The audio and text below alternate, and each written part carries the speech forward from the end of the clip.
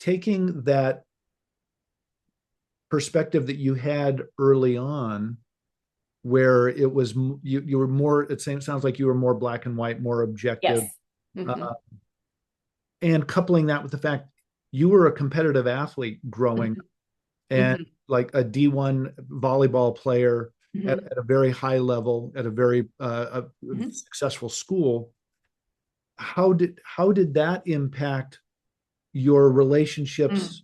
and your ability to lead on a team? Yeah. So that team I was a part of, that was Long Beach State under the coach Brian Gimolero.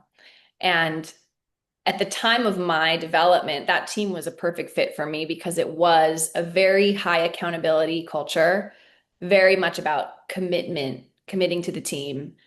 And my logical way of being fit perfectly, it was almost like a military feel, tight rules.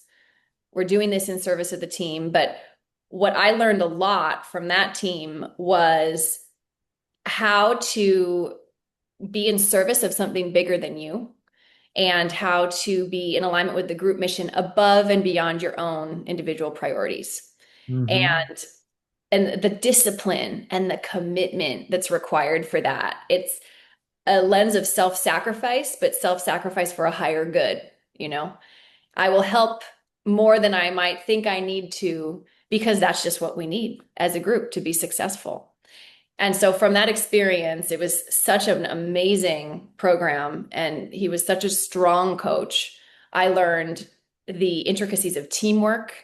I learned by watching him interact with different players how he would learn or how he would teach them and coach them, essentially. He would take each player and have an individualized approach for each one. Like for me, when I would do better as a player when he would explain things to me, like the process behind it, and then I could connect with the how. But for every player, he didn't do that. For other players, he would just be very direct and give the high level information, and that was it.